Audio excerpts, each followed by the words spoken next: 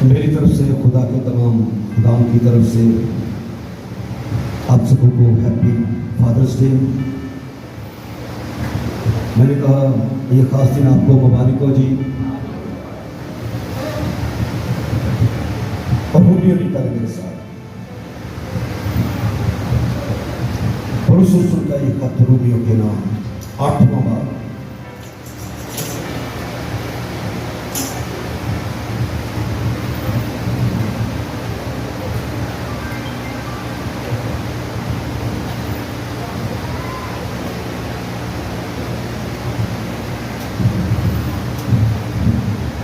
चौदहवीं से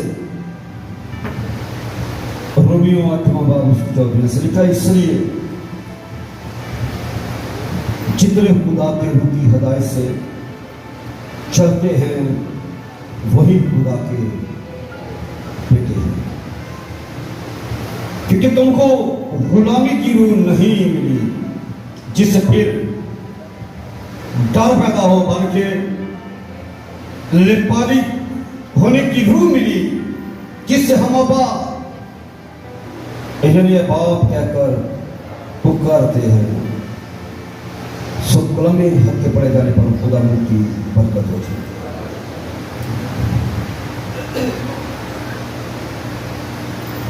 जितने रूह की हदायत से चाहते हैं वो खुदा के फरजंद। और आगे लिखा है कि तुमको गुलामी की रूह नहीं मिली जिससे फिर डर पैदा हो, बल्कि लेके पाला हुआ लेपालिक होने की रूह मिली जिससे हम अब्बा यानी ए बाप कह के पुकारते हैं।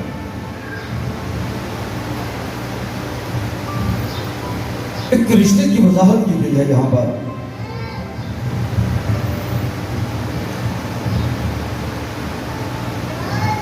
कौमें उसे खुदा कहती है,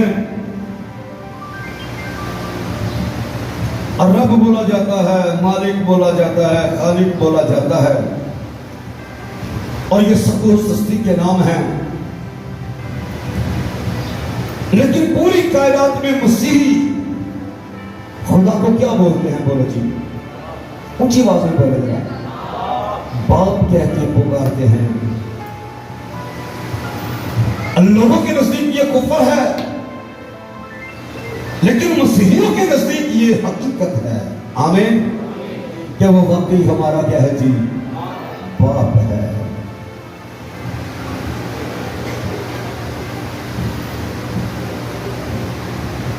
और रूहों का बाप हमारे बदन के अंदर जो रूह है वो उस बाप के स्वभाव से है। इस रूह के ऊपर जो बदन है वो जमीनी बाप के स्वभाव से है। इसलिए ये बदन जो है आसमानी बाप की और जमीनी बाप की भी क्या करता है जी? नुमाइंदगी करता है। इसलिए जब तक आसमानी बाप को ना जाना जाए जमीनी बाप की बिल्कुल भी समझ नहीं मिल सकती। वो जो आसमानी बाप है उसी ने इस जमीनी बाप को भी क्या किया है जी? बनाया है। और जमीन पर बाप बनाने का जो मकसद है खुदा बाप का, और ये था और ये वो है कि लोग आसमानी बाप की पहचान तक पहुंचे। आमीन जी। पहचान कराने के लिए जमीन पर बाप बना दिया। हकीकी बाप आसमानी बाप है, और जमीन पर एक जिस्मानी बाप भी क्या कर दिया? उसने बना दिया, ताकि रूहानी बाप को ऐसे क्या किया जाए जी? समझा जाए। तो याद रखो, जब तक आसमानी बाप की समझ ना मिले जमीनी बाप की समझ नहीं मिल सकती। और जमीन पर बाप को देख के ही उस आसमानी बाप की सही तरह से समझ आती है। इसका मतलब है उसको जानना भी जरूरी है, और इसको जानना भी क्या है जी? जरूरी है।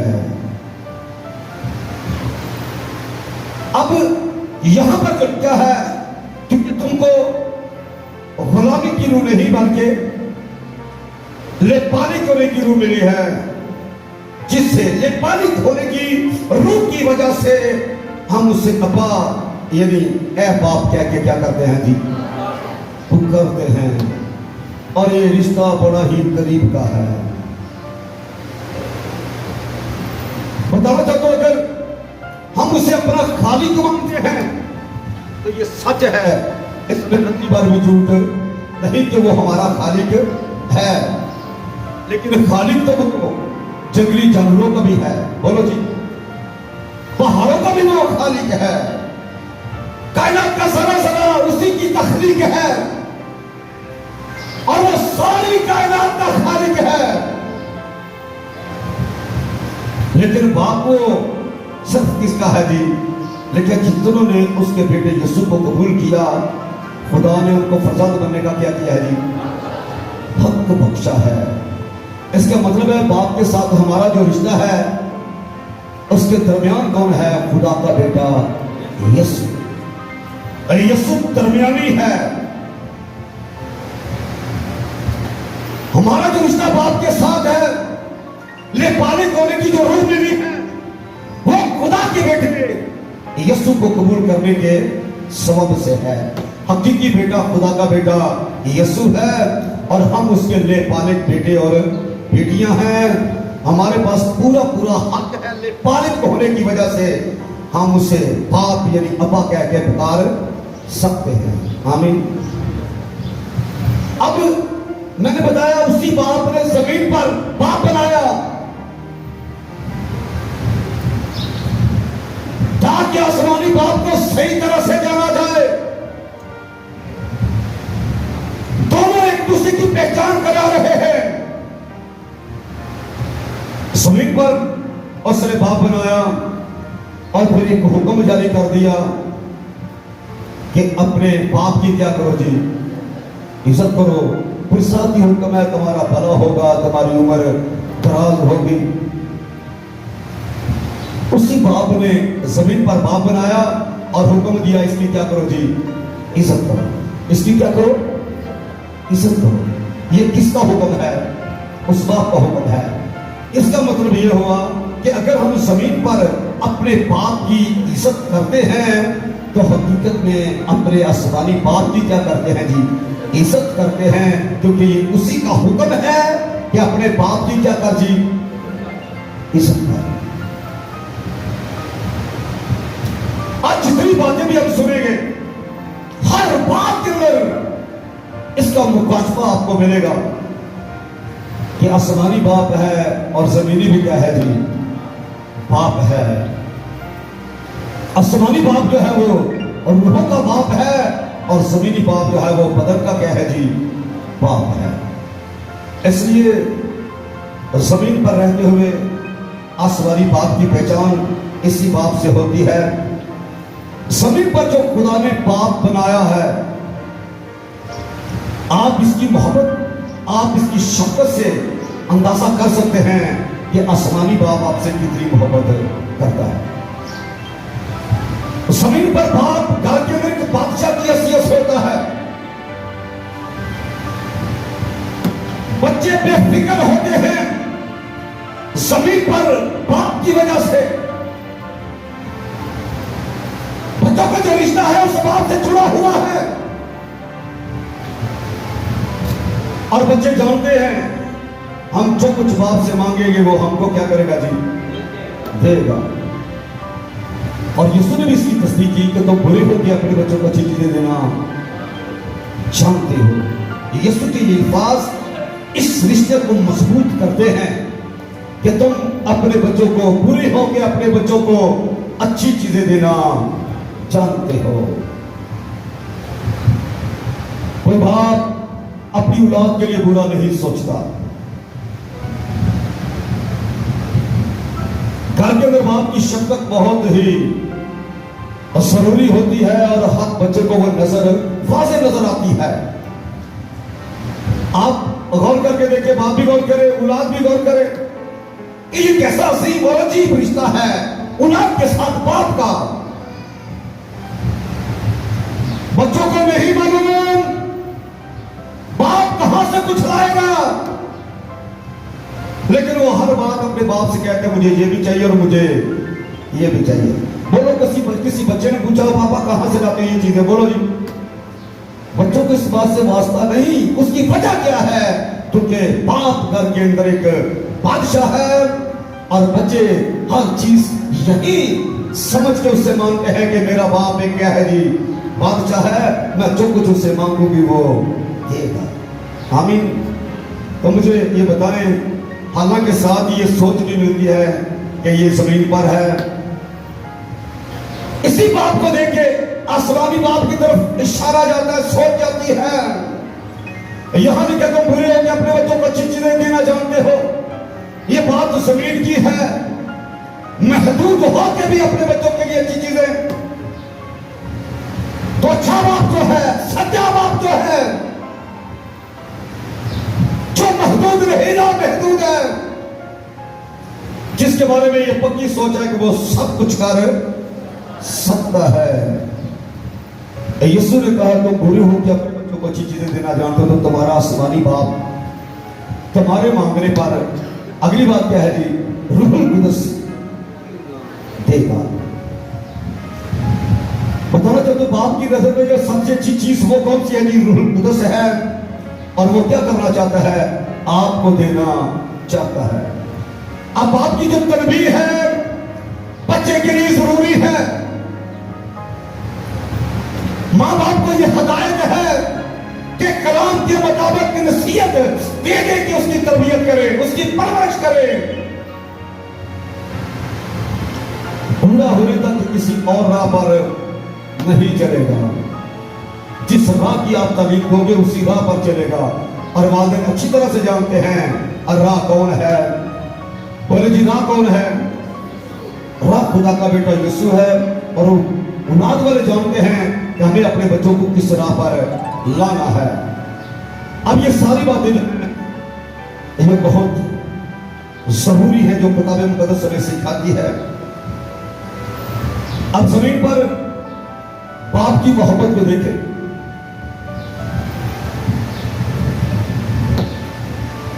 याकूब की मोहब्बत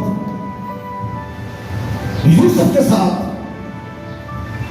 जब उसके बच्चों ने बताया तो वो क्या हो गया जी, कोई जंगली जानवरों से खा गया है। तो उसके बारे में लिखा है याकूब रो रो के क्या हो गया था जी, अंधा हो गया था। क्यों रो रो के अंधा हो गया, अपने बेटे की मोहब्बत में। और इस तरह से प्रसंगों का जिक्र बाप की मोहब्बत किताब मुकद्दस बड़ी बड़ी है। और जल्दी का जिक्र आप सुन भी चुके हैं और आगे सुनेंगे भी, पर फिर कहूंगा साथ साथ ही आसमानी बाप की मोहब्बत भी किताब मुकद्दस के अंदर आपको मिलती ही जाएगी। यदि इस रिश्ते को जोड़ा गया है आसमानी बाप के साथ, किताब मुकद्दस ने इस रिश्ते को जोड़ कर रखा है। आप पैदाइश की किताब पढ़ के देखें, आसमानी बाप ने आदम और हवा को जो बरकत दी थी वो क्या थी, बढ़ो और फलो और जमीन को क्या करो जी, ममूरो महकूम करो। आसमानी बाप ने जमीनी बाप को बरकत दी पढ़ने और फलने की। ये बरकत है पढ़ना फलना,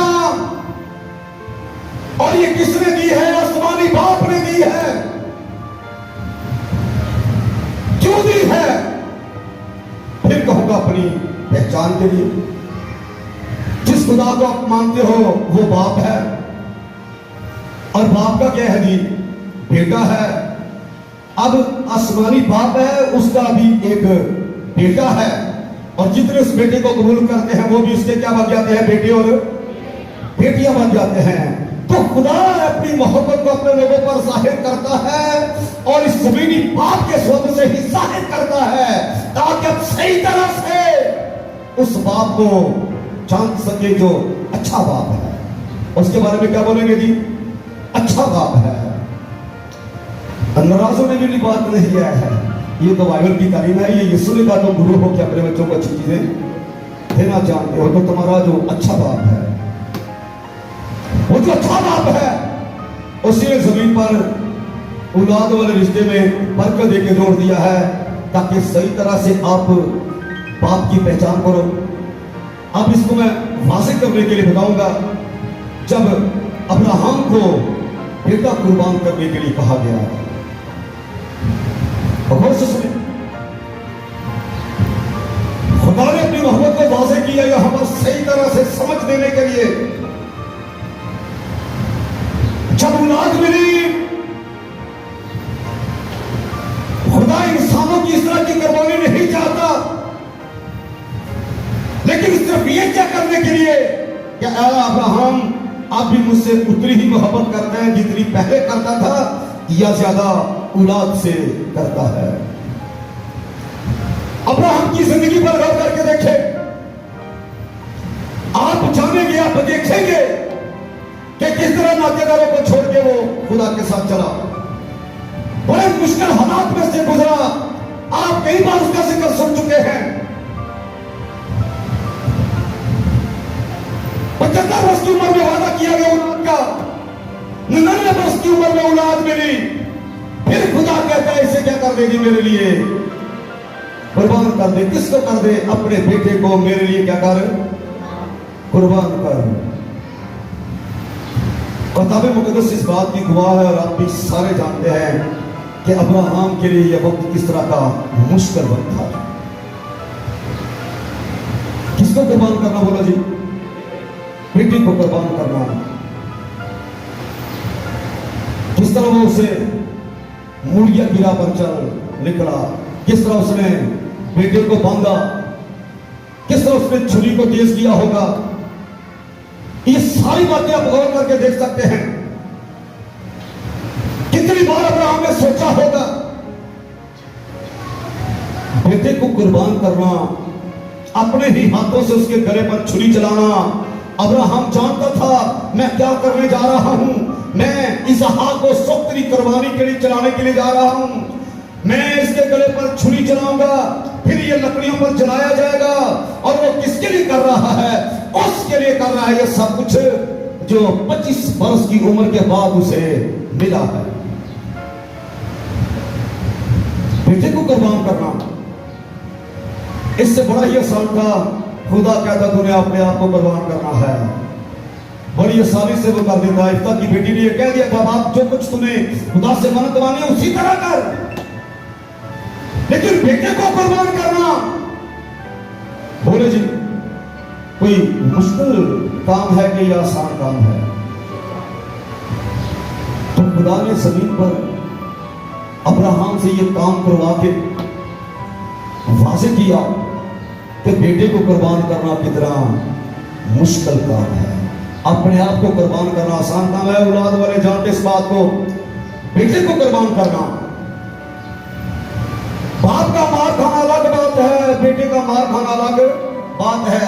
अगर बाप को यह पूछा जाए तेरे बेटे को मारना है, तो बोल उसने मार खानी है कि तूने मार खानी है, क्या जवाब होगा? बोलो जी, बोले तो ऊंची आवाज में, मैंने मार खानी है। वो कहेगा मेरे बेटे को ना मारो, मुझे क्या कर दो जी, मुझे मारो, मैं बेटे की जगह मार खाऊंगा।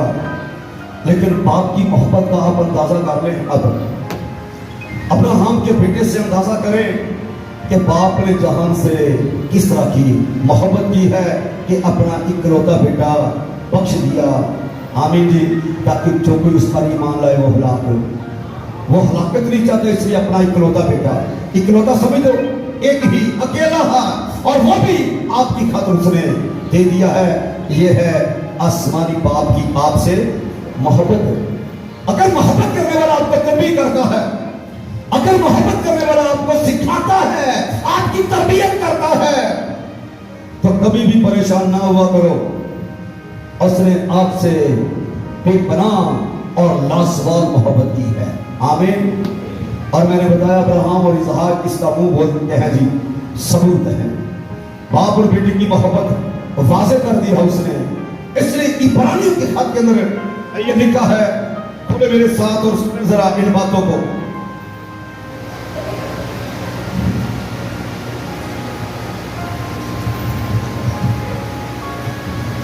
7वें बात की 7वीं आयत, और गौर से सुने, तुम जो कुछ दुख सहते हो, आगे क्या लिखेगी, वो तुम्हारी तरबियत के लिए है। तुम जो कुछ दुख सहते हो, कलीसिया के लिए पैगाम, ईमानदारों के लिए पैगाम, तुम जो कुछ दुख सहते हो, जमीन पर दुख सहते हो, वो तुम्हारी, बोलो जी, तरबियत के लिए है। ईमानदार को कभी भी दुख होते बेदिल नहीं होना, घबराना नहीं, दुख तरबियत के लिए है। इसलिए दाऊद ने कहा, अच्छा हुआ मैंने मुसीबत उठाई। अपनी मुसीबत के बारे में बोलता, अच्छा हुआ मैंने मुसीबत उठाई, क्योंकि जानता है तुम जो कुछ दुख सहते हो वो तुम्हारी तरबियत के लिए है। आगे के क्या, खुदा फसंद जानकर तुम्हारे साथ सलूक करता है। फसंद जानकर, आपको क्या जानकर, अपना बेटा जानकर ये सलूक तुम्हारे साथ करता है।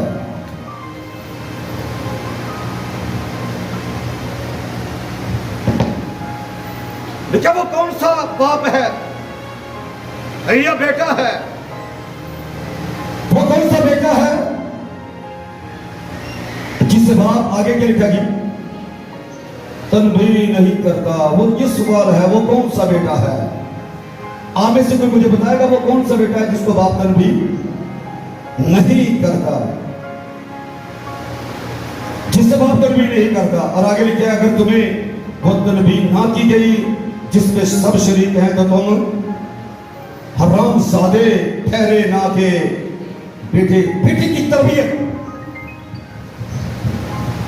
यहां पर लिखा है, अगर तुम्हारी तरबियत नहीं हुई, हरामजादा बेतरबियत छोड़ा जाता है, क्योंकि नहीं जानता मेरा बाप कौन है, और ना किसी को मालूम है कि ये किसका बेटा है। अगर तरबियत ना हो, अगर दुख जिंदगी में ना आए, तो ये समझो कि हमारी तरबियत नहीं की गई। खुदा फरहत जान के तुम्हारी क्या करता है जी, तरबियत करता है। दुखों से घबरा जाना चाहिए, बोलो जी, बोले ना जरा ऊंची आवाज में, दुखों से घबरा जाना चाहिए। ये सब तुम्हारी तरबियत के लिए है। खुदा फरहत जान के तुम्हारी तरबियत करता है। अगर तुम्हारी तरबियत ना की गई तो तुम गुस्सों में सवार नहीं और तुम हराम ज़ादे ठहरे। और हम क्योंकि खुदा के लोग हैं, खुदा के बेटे यीशु को कबूल किया है, आसमानी बाप हमारा बाप है, इसलिए वो फसंद जान के आपकी क्या करता है जी, तरबियत करता है। तो लिखा बाप की तरबियत की हकारत ना कर, वो तो फसंद जान के तेरी तरबियत करता है। अगर तू हरामजादा होता, तेरी कोई तरबियत ना होती। अगर बाप सिखाए, आसमानी बाप हो या जमीनी बाप हो, अपनी औलाद को कुछ सिखाता है, तो ये समझो कि ये बाप की क्या तुम्हारे साथ मोहब्बत है। और ये ऊपर ही लिखा है, और लिखा है 5वीं आयत में, और तुम उस नसीहत को भूल गए जो तुम्हें आगे क्या लिखा जी, फरसंदों की तरह की जातिया। मेरे बेटे, खुदा की तनबीयत को नचीस ना जान। जब तुझे मलामत करे तो बेदिल ना हो, क्योंकि जिससे खुदा मोहब्बत रखता है उसे तनबीह भी करता है। जिसको बेटा बना लेता है उसको कोड़े भी लगाता है। तरबियत की, कोड़ों की मार के सबब से बेदिल होने की जरूरत नहीं है। वो फरसंद जान के तरबियत करता है, और फरसंद जान के ही आपको कोड़े लगाता है। हरामजादों के लिए कोई कोड़े नहीं, कोई तरबियत नहीं। फरजंदों के लिए तरबियत है, फरजंदों के लिए तरबियत है, फरजंदों के लिए कोड़े हैं। इसलिए क्या, तुम जो कुछ दुख सहते हो वो तुम्हारी तरबियत के लिए है। खुदा फरजंद जानकर तुम्हें तुम्हारे साथ सलूक करता है। इसलिए दुखों में कोई भी ना घबराए। अगर जिंदगी में कभी दुख आ जाए, हालात मुश्किल आ जाए, हालात बिगड़ जाए, पहले की तरह ना रहे, तो बेदिल होने की जरूरत नहीं, बल्कि यही वो खूबसूरत मौका होता है जिसमें एक ईमानदार बड़ी अच्छी तरबियत पाता है, जिसमें सीखता है। वो खुदा उसी वक्त में उसे सिखाना चाहता है। खुदा की तरबियत को नचीज ना जानो। मुश्किल हालात इंसान को सिखाते हैं। खुदा पसंद जान के ऐसा होने देता है। कौन इसराइल जिसको खुदा ने कहा यह मेरा बेटा है, आप जरा उनके बारे में सोचे। चुनी हुई कौम जिसको खुदा ने कहा यह मेरा बेटा, इसराइल मेरा बेटा है, किस हालत में है? गुलामी की हालत में है। बेटा पीसा जा रहा है, बेटे पे जुल्म ढाए जा रहे हैं, और बाप आसमान पर क्या कर रहा है जी? देख रहा है। मुझे ये बताओ क्यों देख रहा है? जब खुदा कहते इसराइल मेरा बेटा है, तो इसराइलियों के साथ क्या सलूक हुआ? 450 साल गुलामी की हालत में पुश्तें गुजर गई, नस्लें गुजर गई, गुलामी की हालत में बीतती जा रही है वो कौम, और खुदा क्या कर रहा है जी? देख रहा है। खुदा तरबियत कर रहा है। खुदा उनको क्या कर रहा है जी? सिखा रहा है, क्योंकि खुदा जानता था कि मैंने इनकी तरबियत किस तरह से करनी है। और उसके बावजूद भी आप देखें, मिस्र में से निकलने के बावजूद भी मिस्री सोचे उनकी जिंदगी सराहने के लिए। मिस्र में हद से ज्यादा जुल्म उन पर किए, लेकिन फिर भी मिस्र उनकी जिंदगी से ना निकला। अब मुझे ये बताओ, खुदा फर्जंद जान के अगर तरबियत करता है, अगर हालात को हमारे लिए सख्त कर देता है, तो कभी ये ना समझना कि खुदा हमारा मुखालिफ है या खुदा हमारा दुश्मन है। खुदा हमारा बाप है और वो हमसे मोहब्बत करता है, और फर्जंद जान के ही हमें दुखों में डाल देता है। और लिखा, मैंने तुझे दुखों की कटारी में डाला। खुदा दुखों की कटारी में ईमानदार को डाल देता है। क्यों डाल देता है? अपने बेटे बेटियों को डाल देता है। क्यों डाल देता है? बोलो, हलाक करने के लिए डालता है। बोलो, वो किसी की हलाकत नहीं चाहता। मैंने पहले बताया, खुदा किसी की हलाकत नहीं चाहता। दुखों की कटारी में डालता है, हलाक करने के लिए नहीं, बल्कि साफ करने के लिए डालता है। वो साफ करना चाहता है, पाक करना चाहता है, ऐसी बेहद दृश्य बनाना चाहता है जो खुदा की मकबूले नजर हो। तो इसलिए लिखा है, और अगर तुम्हें वो तरबीयत ना की गई जिसमें सब शरीक है, न तुम हरामजादे करे ना थे बेटे, अलावा इसके जब हमारे सुने गौर से जिस्मानी बाप, दोनों को जो हमारा जिक्र है, मैंने बताया दोनों साथ साथ ही, आप पूरी बाइबल को पढ़े आपको दोनों साथ साथ ही मिलेंगे। जिस्मानी बाप हमें क्या करते हैं जी? तरबीयत करते हैं, और हम उनकी क्या करते हैं जी? ताज़ीम करते रहे। जिस्मानी बाप हमें तरबीयत करते रहे, हम उनकी क्या करते रहे जी? ताज़ीम करते रहे। तो क्या आगे क्या लिखा जी? रूहों के बाप की इससे ज्यादा ताबेदारी ना करेंगे जिससे हम क्या करें जी? जिंदा रहे। वो तो जिस्मानी बाप को थोड़े दिनों के वास्ते अपनी समझ के मुताबिक क्या करते थे? तरबीयत करते थे, मगर ये हमारे फायदे के लिए करता है, ताकि हम भी आगे क्या लिखा है? उसकी पाकीज़गी की क्या हो जाएगी? शामिल हो जाए। अपनी पाकीज़गी में शामिल करने के लिए कटारी में डालता है, तरबियत करता है, कलबी करता है, कोड़े लगाता है, ताकि हम उसकी पाकीज़गी में क्या हो जाएगी? शामिल हो जाए। वो अपनी पाकीज़गी में शामिल करना चाहता है, उस पाकीज़गी में देखना चाहता है जो उसके अंदर मौजूद है। आमीन। इसीलिए आपको नेपालिक बनाया गया है, इसीलिए आप खुदा के फर्जंद हैं, इसीलिए आप रूह की हदायत से चलते हैं, ताकि उसकी पाकीज़गी में शामिल किए जाए। वो आपको पाकीज़गी में शामिल करने के लिए सब कुछ करता है। आमीन। दुखों को भी आने देता है, मुसीबतें भी आती हैं, हालात बिगड़ जाते हैं। कई दफा तो ऐसा लगता है जैसे ये ठीक ही नहीं होंगे, लेकिन याद रखो, हालात कभी भी एक जैसे नहीं रहते। हर नया सूरज एक नई किरण लेके आता है, और हर नई किरण आपके लिए एक नई खुशी लेके आती है। आमीन। दुखों की रात जितनी मर्जी लंबी हो जाए, खुशियों की सुबह जरूर आती है। बराती उनके लिए है जो ईमान रखते हैं कि खुदा में तनबीह कर रहा है, खुदा में सिखा रहा है। इसलिए जब खुदा सिखाए तो खुशी से सीखो जी, आमीन। क्योंकि ज़मीनी बाप जब तरबियत करते हैं तो हम उनकी क्या करते हैं जी, इज्जत करते हैं, तासीर करते हैं। तो रूहों के बाप की ज़मीनी बाप तो चंद दिनों के लिए करते हैं, चंद महीनों और चंद सालों के लिए करते हैं, लेकिन वो तो हमेशा के लिए करता है। वो रूहों का बाप है, वो हकीकी बाप है, वो सच्चा बाप है। इसलिए फसाद जान के आपकी वो क्या करता है जी, तरबियत करता है।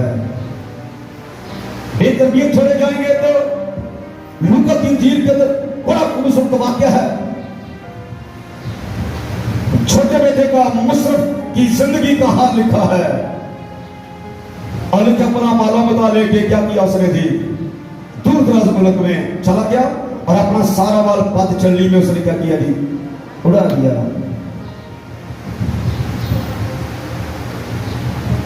जब सब कुछ आता रहा, निकालने जरा मेरे साथ देख रहे। लूका बड़ी दफा आपने ये बातें सुनी, लेकिन एक बार फिर सुने। 15वां बाब,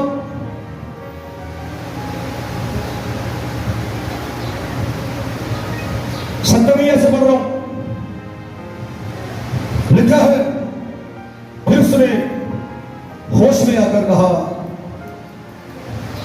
मेरे बाप के बहुत से मजदूरों को अफराज से रोटी मिलती और मैं यहां भूखा मर रहा हूं। मैं उठकर अपने बाप के पास जाऊंगा और उससे कहूंगा कि ए बाप, मैं आगे का लफ्ज़ है जी, आसमान यानी आसमानी बाप, आसमान और तेरी नजर में क्या हुआ, गुनाहगार हुआ, अब इस लायक नहीं रहा कि तेरा बेटा कहलाऊं, मुझे अपने मजदूरों जैसा कर ले, यानी जो सलूक तेरा मजदूरों के साथ है मेरे साथ भी वैसा कर ले। बस वो उठकर अपने बाप के पास चला। कब ऐसा हुआ, जब उसे होश आई। जब होश आती है तो फिर इंसान के अंदर सोच आती है, मैं क्या करूंगा, मैं अपने बाप के पास जाऊंगा जी, क्योंकि बाप का घर बेटे के लिए शफकत का घर है। आमीन। होश आए तो बाप का घर ही याद आता है। मुसरफ को और कोई बात याद नहीं आई, कोई रिश्तेदार याद नहीं आया। क्यों नहीं आया? क्योंकि जानता है कि मेरे बाप के घर में तो नौकर भी अफराज से रोटी खाते हैं। मैं क्या करूंगा, मैं अपने बाप के पास जाऊंगा और उससे कहूंगा कि मुझे अपने नौकरों जैसा कर ले। मैं तेरी और आसमान की नजर में क्या हूं जी, गुनाहगार हूं। मैं जमीनी बाप और आसमानी बाप दोनों की नजर में क्या हूं जी, गुनाहगार हूं। मैं लायक नहीं रहा तेरा बेटा कहलाऊं, मुझे अपने नौकरों में शामिल कर ले। 20वीं आयत, बाप क्या करेगा बोलो जी, नौकरों में शामिल करेगा क्या? नहीं, बोलो, ऊंची बात में बोलो। वो नौकरों में शामिल नहीं करेगा। आप भी जानते हैं, बेशक मालो मता ले कि सब कुछ बर्बाद कर दिया है। बाप को दुख देने वाला ये बेटा है, लेकिन उसके बावजूद क्या लिखा है? 20वीं आयत में, वो भी दूर ही था, रोज सुने, वो भी दूर ही था। उसे देखकर उसके बाप को बोलना जी लिखा है, तरस आया और वो आस्ता आस्ता जाकर बोले ना जी, दौड़कर उसको गले लगाया और चूमा। और बेटे ने उससे कहा, ऐ बाप, आगे फिर क्या लिखा है? मैं आसमान का यानी आसमानी बाप का और तेरी नजर में क्या हुआ जी, गुनाहगार हुआ। मैं इस लायक नहीं रहा। फिर तेरा बेटा, बाप ने अपने नौकरों से कहा, अच्छे से अच्छा लिबास। बाप की शफकत देखे जरा, बेटे के काम देखे, बाप की शफकत देखे। अच्छे से अच्छा लिबास जल्द निकाल कर उसे पहनाओ और उसके हाथ में अंगूठी और पांव में जूती पहनाओ और पले हुए बछड़े को लाकर ज़िबा करो, ताकि हम खाकर क्या करें जी, खुशी मनाएं, क्योंकि मेरा वो बेटा, मेरा ये बेटा क्या था जी, मुर्दा था, अब जिंदा हुआ, खो गया था, अब मिला है। बस वो क्या करने लगे जी, खुशी मनाने लगे। बाप ने दूर ही से देखे, दौड़ता हुआ गया, बेटे को चूमा, अच्छे से अच्छा लिबास, अंगूठी, इख्तियार और उसको जूता पहनाया गया। हालत इस तरह की हो गई थी, बाप के घर से जुदा होके फर्जंदों की हालत इस तरह की हो जाती है। इसलिए याद करें और याद रखें, कोशिश करें कि बाप को कभी छोड़ा ना जाए, बाप के घर को कभी छोड़ा ना जाए। मैं किसके घर की बात कर रहा हूं? मैं उस बाप की बात कर रहा हूं जिसके बारे में यीशु ने कहा था मरियम और यूसुफ को कि तुम्हें मालूम ना था मुझे अपने बाप के हाँ होना जरूर था। मैं उस बाप की बात कर रहा हूं, मुझे अपने बाप के होना जरूर था। क्या तुम्हें मालूम नहीं? तुमको भी मालूम होना चाहिए कि बाप के घर के अंदर होना कितना जरूरी है। आमीन जी।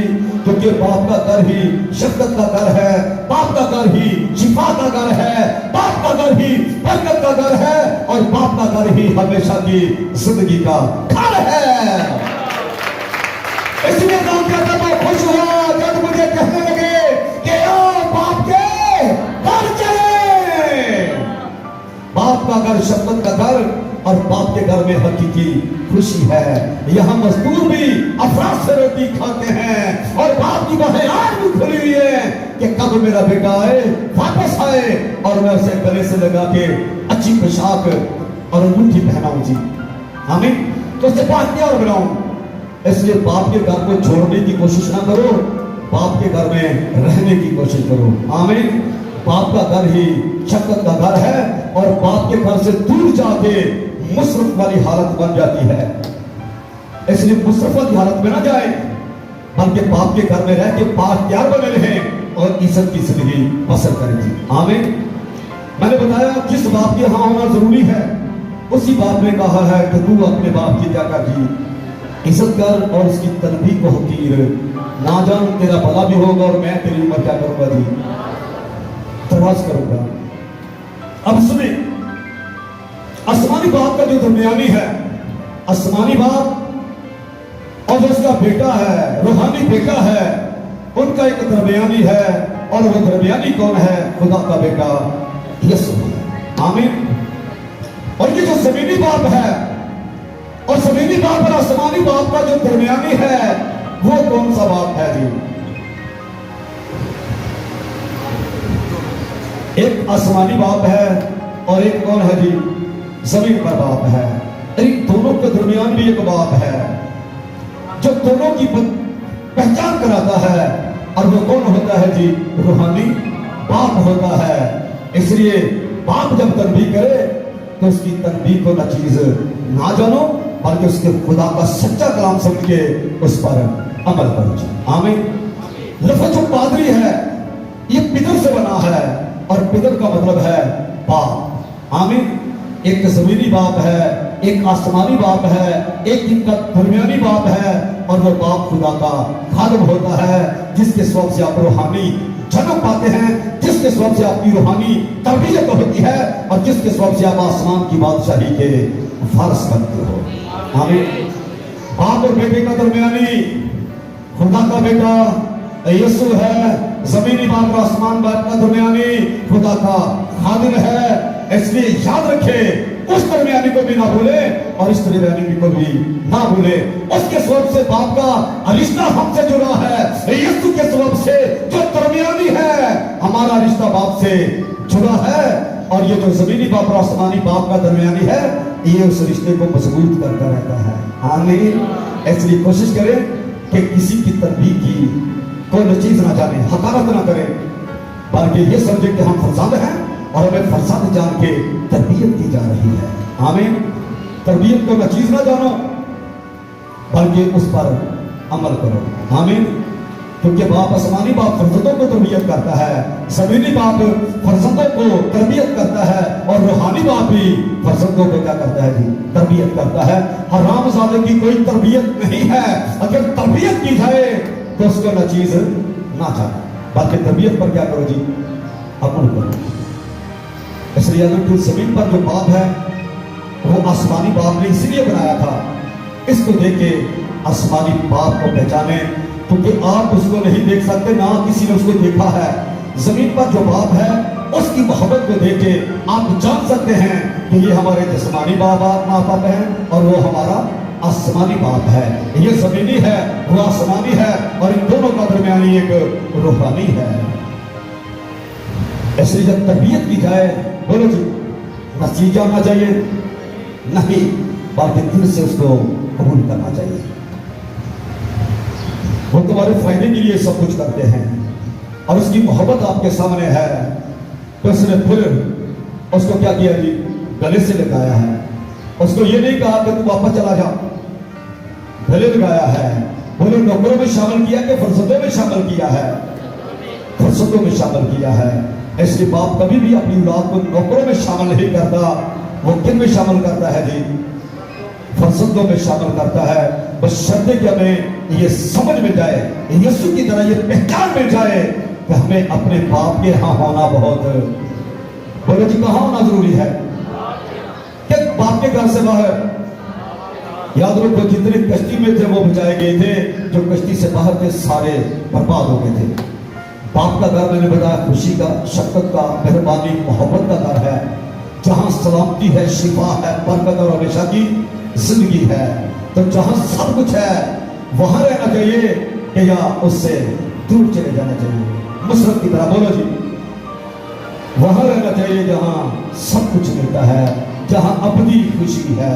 हमें तो अबदी खुशी का घर एक ही घर है, और वो मेरे आसमानी बाप का घर है, जहां यीशु ने कहा था कि मुझे अपने बाप के यहाँ होना जरूर है। हमें कहाँ होना जरूर है, बोलो ना जी जरा, बोलो जी, फौजियों पर, मेमोरियल सर्विस पर, वहां जाना भी जरूरी है, लेकिन उससे भी ज्यादा जरूरी कहाँ आना है, बाप के यहाँ होना बहुत जरूरी है। हम बेशुमार दफा अपनी कीमती वक्त को जाया कर देते हैं, और धनापना वो है जो अच्छे वक्त में अच्छी जगह पर हो जी, आमीन। जहां का वक्त है वहां पर हो, इबादत का वक्त है तो कहां पर हो जी, इबादत खाने में हो। जहां जहां का वक्त है आप वक्त पर उस जगह पर मौजूद हो, आप कई तरह की मुसीबतों से बचे रहेंगे। इसलिए वहां एक घर, मुझे तो बाप का घर ही नजर आता है, जहां कोई नफरत नहीं है, जहां कोई ये नहीं कहता निकल जाओ यहां से, जहां कोई ये नहीं कहता कि ये तुम्हारा घर नहीं है, क्योंकि बाप का घर उसके तमाम बच्चों का घर है।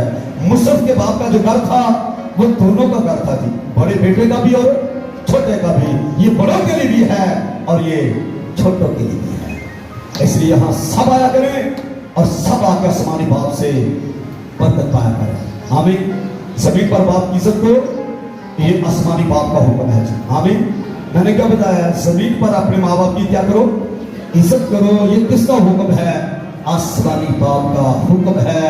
तो अगर आसमानी बाप के हुक्म को मानते हो तो इसका मतलब है कि आप जमीन पर माँ बाप की क्या करते हो जी, इज्जत करते हो। अगर माँ बाप की जमीन पर इज्जत करते हो तो हकीकत में ये आसमानी बाप की इज्जत करते हो, आमीन। इसलिए अपने वालिदैन को कभी नचीज ना समझना। वो बूढ़े हैं, जवान हैं, जिस भी हालत में हैं, अच्छे हैं, बुरे हैं, जैसे भी हैं, तुम उनको नचीज ना समझना। उसकी वजह क्या है, मैं पिछले भी ये बता चुका हूं। अगर किसी का बाप अच्छा है या बुरा जैसा भी है, लेकिन इस बात से कोई इनकार नहीं कर सकता कि ये मेरा बाप नहीं है। बोलो जी, उसका बाप है कि नहीं है। मैं एक बात के बारे में बताना चाहता हूं। उसकी बेटी ने ये स्टेटस लगाया हुआ था कि मेरा बाप सबसे अच्छा है। हालांकि मैं उस बाप को जानता हूं, लेकिन वो सच कह रही है, क्योंकि उसके लिए वही अच्छा है, आमीन। इसलिए याद रखिए, वो जैसा भी है लेकिन वो आपका बाप है। वो आपका क्या है, बाप है। आप उसकी क्या करो जी, इज्जत करो। ये आसमानी बाप का हुक्म है। खुदा कलाम के वसीले से मुझे आपको बरकत दीजिए।